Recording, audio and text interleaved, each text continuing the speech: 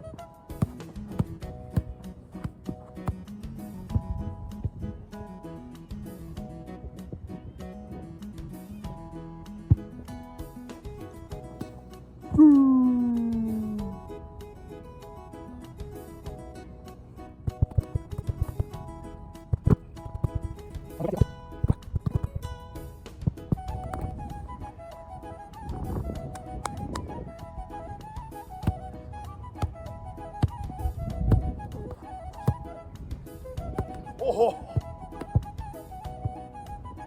that's the second time it's happened. Control your touches, Sam. Woo!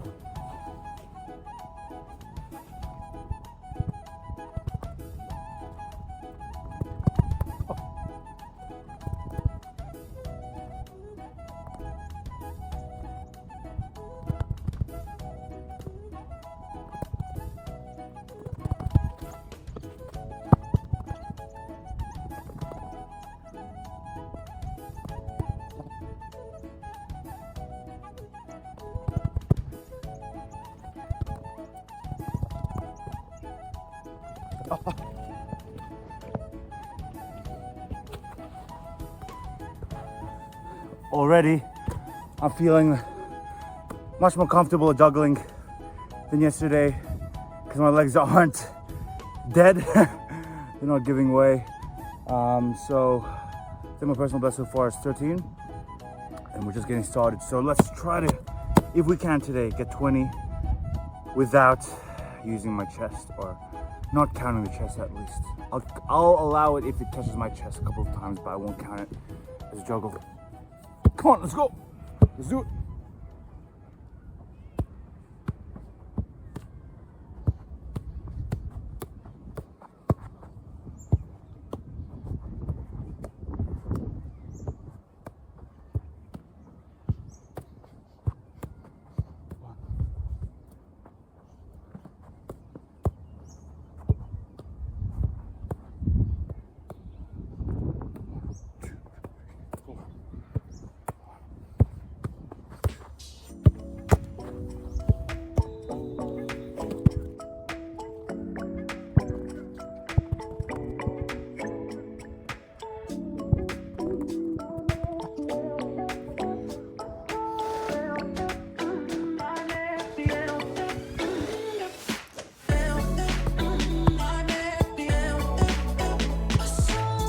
janji.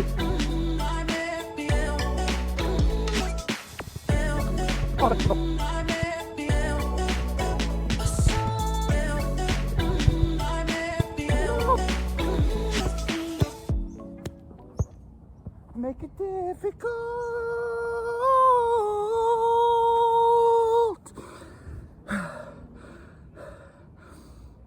Come on, Kendrick. One of these nights, with the wrongs I've done, Father and Son, rain on me, put the blame on me, God. Got shame on me, God. That's aimed at me. That's fame to me.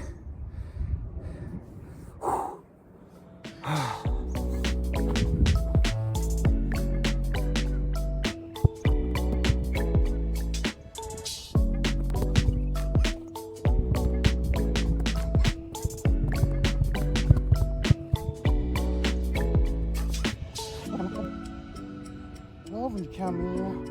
Love you. My name is in your mouth. True.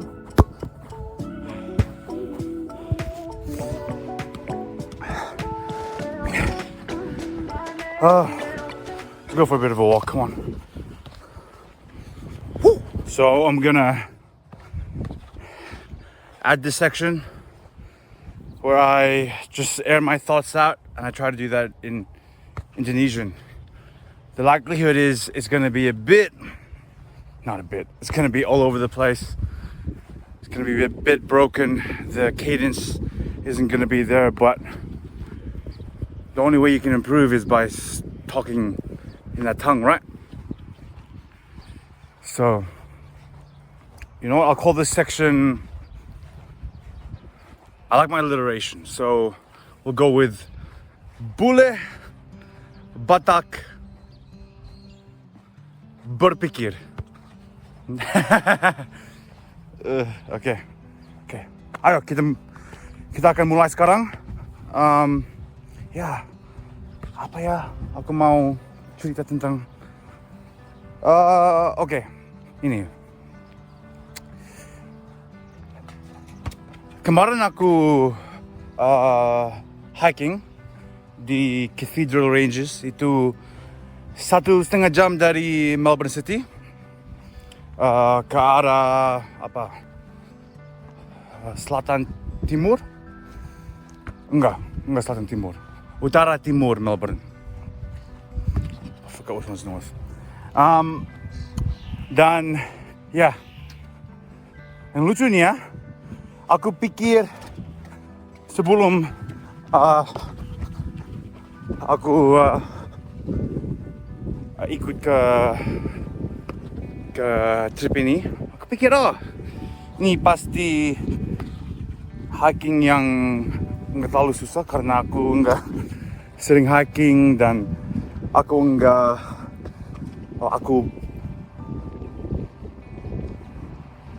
bukan orang yang suka hiking seperti itu ya, yang seperti orang yang jago banget.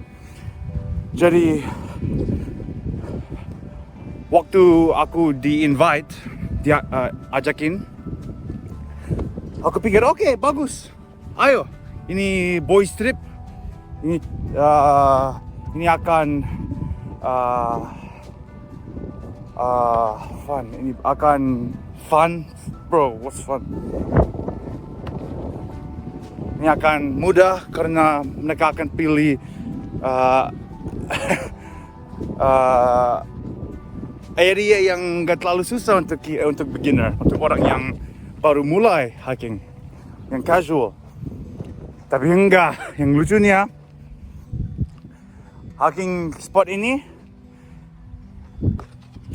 tersebutnya grade 5 hiking, dan grade 5 itu enggak SD, itu enggak mudah. Grade 5 itu yang paling susah, dan itu sebenarnya untuk orang yang paling sering hiking dan ada banyak experience. Ya. Dan pas aku lihat itu, aku research, aku pikir, wah, ya ini susah banget. Mungkin aku nggak mau datang, mungkin aku bilang ke mereka yang ajakin, ya mungkin hari ini aku akan pass, aku akan datang yang lebih, datang ke yang lebih mudah hiking trip. Tapi mereka bilang enggak, kami akan bantu kalian, dan ada berapa orang yang beginner juga yang datang, jadi enggak akan susah untuk kalian. Dan pas hanya berapa 5 menit kita mulai hiking trip, ada satu wall climb. Dan wall climb itu agak steep banget. Apa steep di bahasa Indo aku nggak tahu. Tapi wah, pas aku lihat itu aku pikir, wah, Tuhan Yesus memberkati aku dengan kekuatan supaya aku nggak trip atau fall. Dan lihat, aku nggak ada, aku hanya satu piece. Aku nyampe ke rumah dengan 2 tangan, 2 kaki, 2 mata. Tapi ya, aku juga nyampe rumah dengan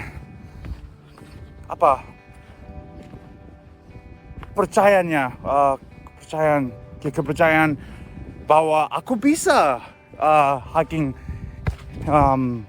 trip, aku bisa hiking ke tempat yang agak susah.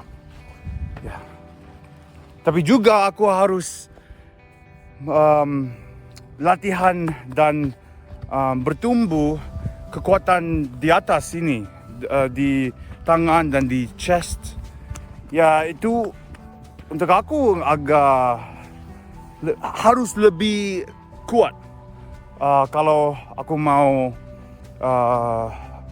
sering hiking, dan aku mau coba yang masih susah, yang tetap susah seperti Cathedral Ranges.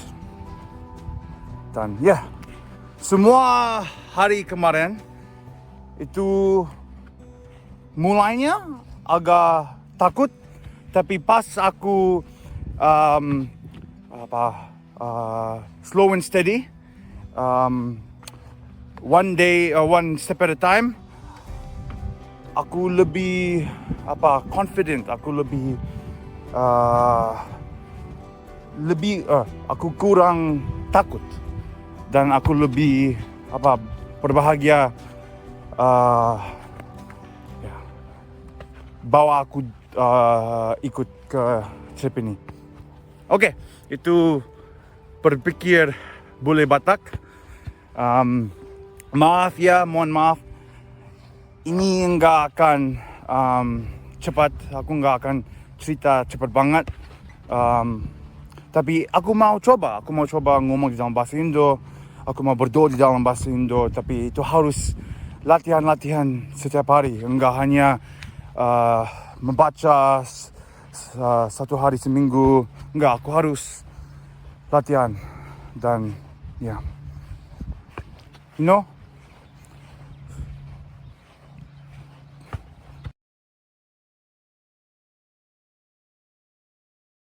yes, my battery died. I was gonna go through a whole spiel about going to juggling for the last session and all that. I did do that, but I didn't obviously record it. And I actually didn't even realize my phone died until like a minute later, because I was just talking and yapping in my own head. So as expected. So yeah, I'll close and wrap up the day now. Thank you guys for bearing with that whole spiel, and I guess segment of me trying to talk in Aussie-Indo. That was still a work in progress, and I'm just gonna try to add those little segments in throughout the days of me juggling, just to keep it a bit more engaging, and also for myself, mainly to document for myself and improve myself in whatever aspect I want to, whether it's culture, whether it's my speaking in my native tongue, whether it's any other aspect, any thought or concept or challenge that I'm facing. I'm just going to try to work on that. And if you guys are watching, that's a bonus as well. In terms of the actual juggling side of things, my personal best was 16 for that day. I'll put it somewhere around here, what I did. And I'm just realized I'm looking at the wrong camera. I'm looking at my second monitor. I should be looking at this camera. Whatever. Let me just continue that. Too far gone in. And yeah, that wasn't as good as the day before of 21. Albeit that be with chests. But I'll take that as, again, still steady progress and getting that motion much more fixed in, being more comfortable with loosening my legs and just juggling upwards, controlling the ball, getting the actual speed and power sort of calibrated, getting it not too far up, not too far low. These sorts of things are just running through my head on, what can I improve on as I juggle? So, although I may not have improved or beaten my personal best, at 21, I think I'm still progressing there. But with all that being said, thank you all for joining in. The only thing I forgot about the song recommendation, my song recommendation for today is Mac Miller, Coming Back to Earth. He speaks a lot of facts there, and he speaks a lot of his own true feelings of, where he's at.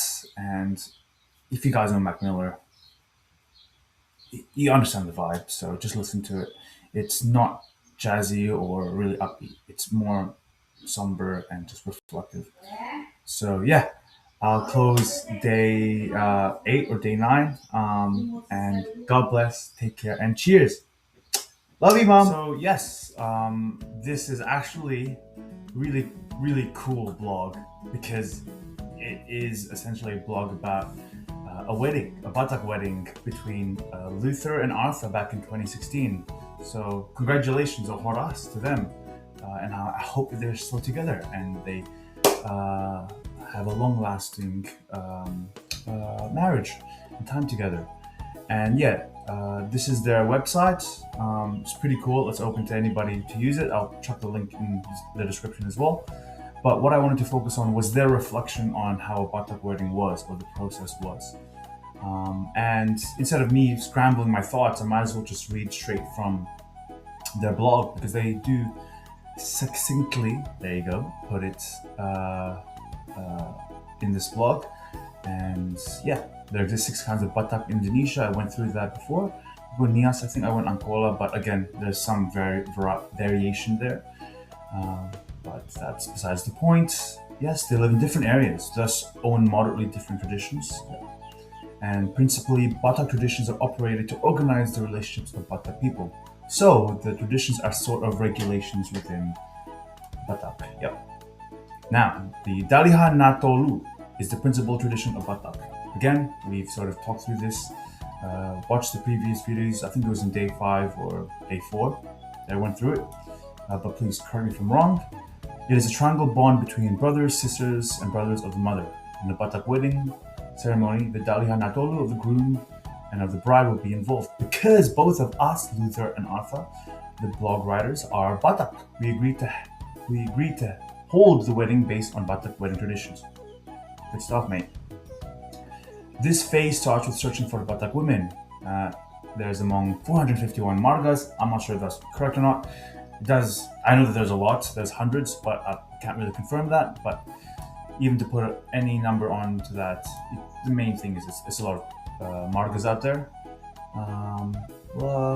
In Batak traditions, it is taboo for women to come initially to a man. I think nowadays, I guess it's a bit more progressive, but that's understandable coming from that traditional background. Both being in love and deciding to get married, the next step is marhusip, which is having the groom's representative visiting the bride's family.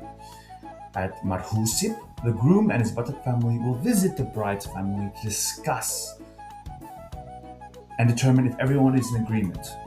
What the dowry will be, where the wedding will be held, how many people will be invited, what the wedding will cost, etc., etc. Men and women are separated during these discussions, with the men making all the decisions. Very, very patriarchal, isn't it? Once an agreement has been achieved, the next ceremony is called Marhata Sinamot. Somehow the ceremony is similar to the marhusip discussion, but the dalian natolu of the groom and bride are now involved, whereas in the marhusip they were not. It was a core family. The main step of pre-wedding is martumpo, the engagement. This ceremony takes place in the church. The groom and the bride vow their desires to get married and promise to build a Christian family in front of the church elders. And the group of people around them are there. After the martumpo, each family get together at their own place to prepare their parts for the wedding ceremony. This ceremony is called Martongo Raja by the groom's side and Maria Rajabi, sorry if I butchered that, in the bride's side. In the Batak wedding, families are the wedding organizers.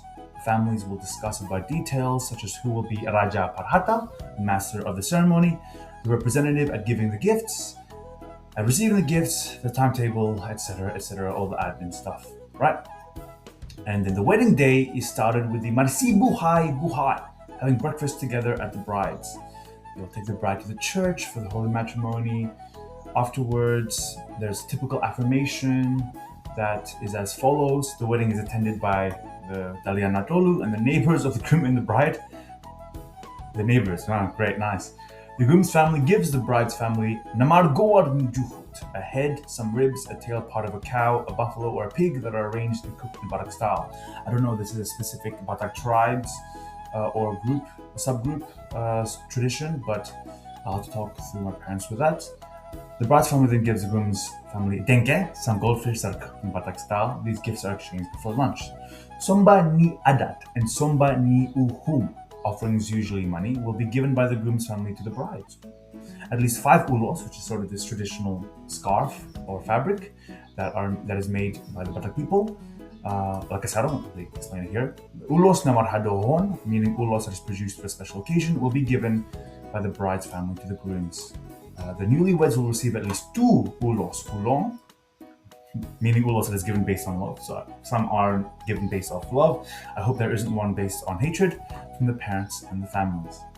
Palak une is a visiting ceremony where the groom and his core family come to hula hula, the bride's family, remember that from the dalian natolu, to show their honors and respects to them in protecting the bride's virginity. Through this tradition, the Batak parents educate their children to not having sex before marriage, which also follows the teaching of the Bible. If the bride is no longer a virgin, the visiting ceremony will still be completed, but called Paulak Borg. So it's not like private, it's sort of made public whether the bride is a virgin or whether or not it's not a virgin. I shouldn't be laughing because it's not that funny, but to me it's like, why do that?